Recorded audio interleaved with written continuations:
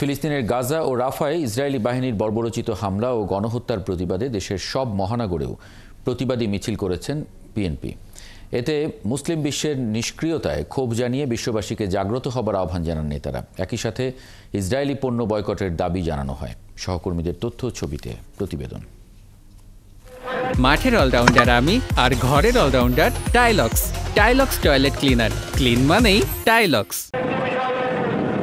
গাজায় ইসরায়েলি হামলার প্রতিবাদে বিএনপির প্রতিবাদ ও সংহতি র্যালি কর্মসূচিকে কেন্দ্র করে বৃহস্পতিবার দুপুরের পর থেকেই খুলনার শিববাড়ি মোড়ে জড়ো হতে থাকেন বিএনপির নেতাকর্মীরা।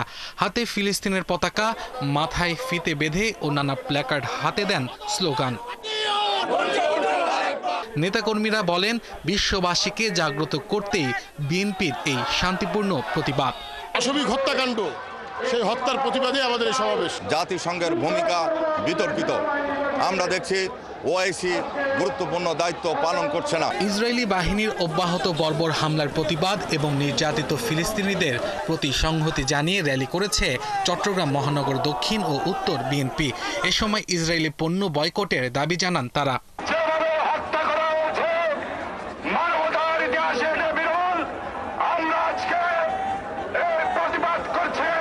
রংপুর নগরীর গ্র্যান্ড হোটেল মোড় থেকে র্যালি বের হয়ে টাউন হলে গিয়ে শেষ হয়। নেতারা জানান, বিশ্ব জনমত গড়ে তুলতেই বিএনপির এই উদ্যোগ।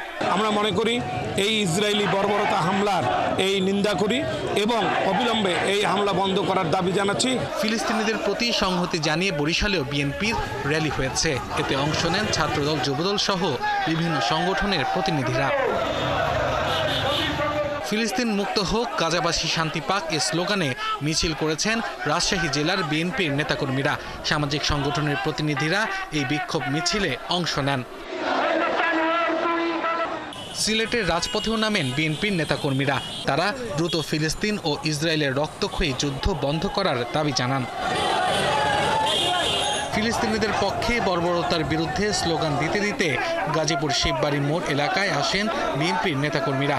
র্যালিতে লোকারণ্য হয়ে পড়ে পুরো এলাকা। ফিলিস্তিনে নারী, শিশু ও সাধারণ মানুষের ওপর ইসরায়েলের চলমান সহিংসতার প্রতিবাদে নারায়ণগঞ্জের প্রতিবাদী র্যালি করেছে বিএনপি। কুমিল্লার র্যালিতে বিএনপির নেতাকর্মীরা দলীয় পতাকার পাশাপাশি ফিলিস্তিনিদের পতাকা প্রদর্শন করেন। একই সঙ্গে তারা ইসরায়েলি পণ্য বর্জনের দাবিতে স্লোগান দেন। মুসলিম বিশ্বের নিষ্ক্রিয়তায় ক্ষোভ জানিয়ে ইসরায়েলের বিরুদ্ধে প্রতিরোধের আহ্বান জানান ফরিদপুরের বিএনপি নেতারা। আব্দুল আল মামুন, ৭১।